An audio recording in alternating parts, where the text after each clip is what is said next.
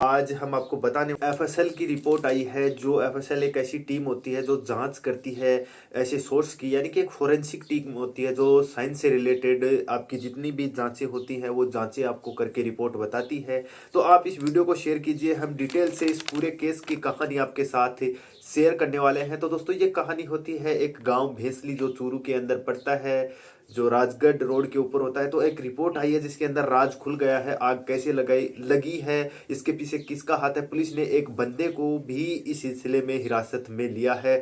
जो एक गांव भेंसली है उसके अंदर एक घर में ये जो कहानी है ये पूरी मैं आपको बताई है। ये घटना होती है, लोग इस पे ध्यान नहीं देते हैं कि आखिर आग लग कैसे जा रही है। लोग इसको एक रहस्यमय तरीके से मानते हैं, इस पे अंधविश्वास करते हैं कि इसके अंदर किसी का साया है या किसी के द्वारा कुछ करवाया गया है, किसी ने कुछ गलत किया है, कोई इस घर को बर्बाद करना चाहता है। ऐसी कुछ रिपोर्टें निकल के आने लगती हैं सामने, और यहाँ पे बड़ी संख्या में जो तांत्रिक हैं वो भी आने लगती है। लेकिन अब ये रिपोर्ट है वो निकल के आई है, जो एफएसएल की रिपोर्ट है उसमें सामने आया है कि आग लगने का कारण क्या था, और जो वो पीछे 3 लोग मारे गए हैं उनके पीछे क्या रीजन था। उनकी एक्चुअल रिपोर्ट सामने आई है, वही इस वीडियो में हम आपको बताएंगे। तो फटाफट से इस वीडियो को शेयर जरूर कीजिए। दोस्तों, आपने अभी तक चैनल को सब्सक्राइब नहीं किया है तो चैनल को सब्सक्राइब जरूर कर लीजिएगा। तो दोस्तों, सबसे पहले मौत होती है दादी कस्तूरी देवी की। कस्तूरी देवी की मौत हो जाती है एक रहस्यमय तरीके से। हालांकि वो बुजुर्ग थी इसलिए उन पर ध्यान नहीं दिया जाता है,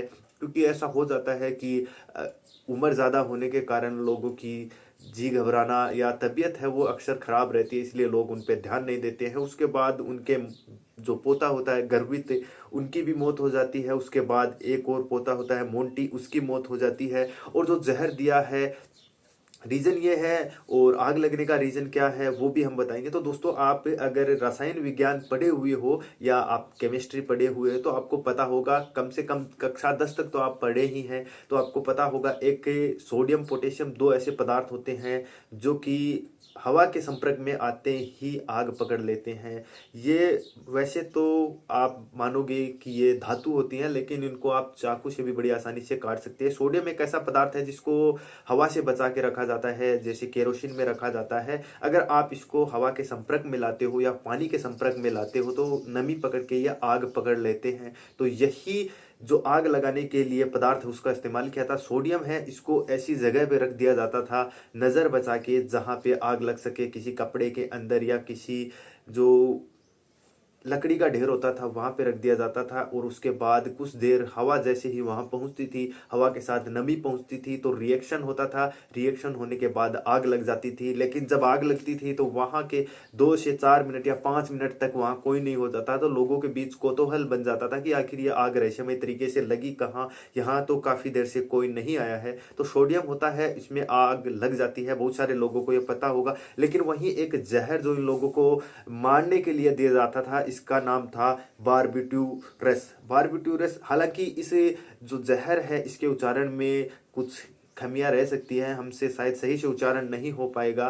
तो दोस्तों, यही वो कहानी थी। हालांकि पुलिस ने एक आरोपी को भी गिरफ्तार किया है जिसके ऊपर शक है, क्योंकि जिसको पुलिस ने अभी गिरफ्तार किया है उसको आरोपी कहना किसी हद तक सही नहीं होगा, क्योंकि पुलिस ने उसको शक की नज़र से गिरफ्तार किया है। पुलिस को शक है क्योंकि उस आदमी के पास मेडिकल की जो है जानकारी है, इस कारण से उसको गिरफ्तार किया है।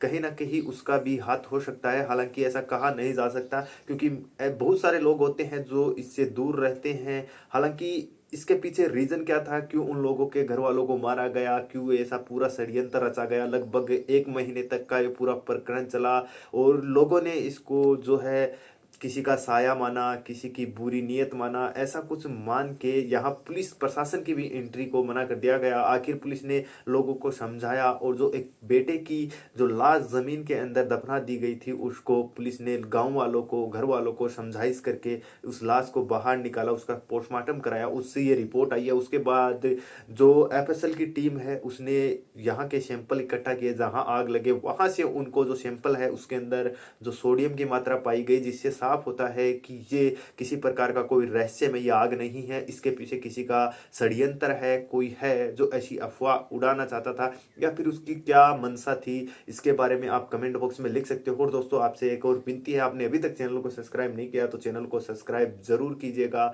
और हो सके तो इस वीडियो को एक जागरूक नागरिक होने के नाते ज्यादा से ज्यादा शेयर कीजिए, क्योंकि ऐसा कुछ भी नहीं होता है। हमने पहले भी कहा था ऐसी चीजें नहीं होती है, भगवान होता है लेकिन अंधविश्वास नहीं होता है। भगवान एक विश्वास होता है, अंधविश्वास अंधविश्वास होता है, ऐसी कोई भी चीज नहीं होती है। तो वीडियो को ज्यादा से ज्यादा शेयर जरूर कीजिए।